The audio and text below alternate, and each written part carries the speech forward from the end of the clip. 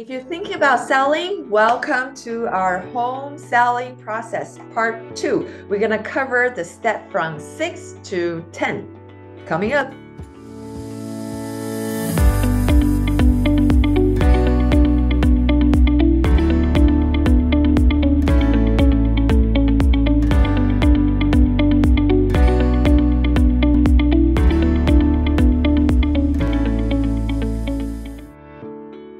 Hi, I'm Regina Chen. I'm your local real estate agent right here in Irvine, California. In today's video, we're going to continue our talk about home selling process. We are going to cover the steps 6 through 10. Let's jump right in.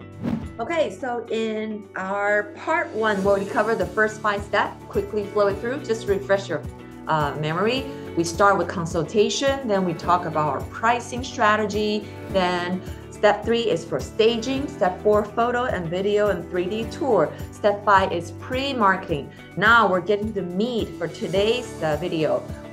For step 6, when we actually going live, so we become active on MLS, that's when we're gonna go all in terms of our exposure, marketing, promotion, because that's when the home is ready to show.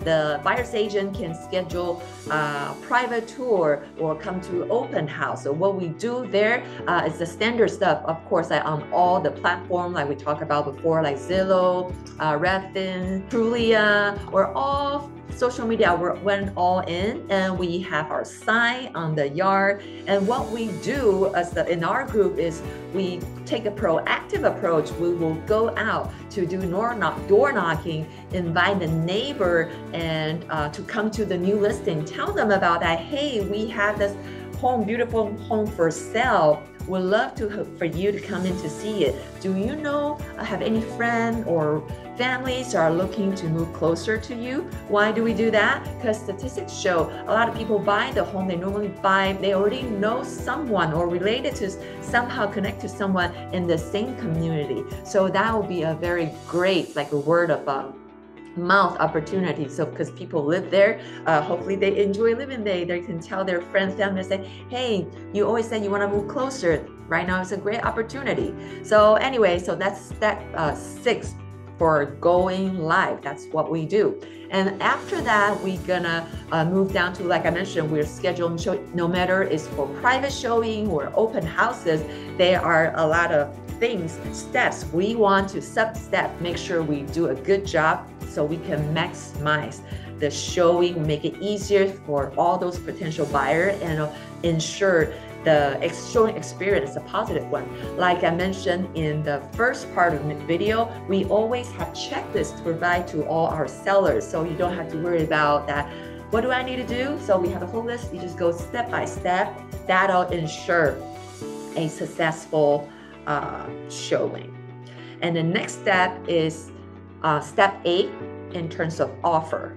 So like I mentioned previously, this video is more give you a high-level overview. Each step, there's the specific nuances. We have more information to share with you. If you're interested to get more detail, please click on the link below, leave your information. We will reach out to you, send you what you're looking for. All right, bringing back to offer. When we talk about offer, I think most homeowner that come to their mind is about the price point. But actually, price is just one of the consideration when deciding which offer is best. Just run the list real quick.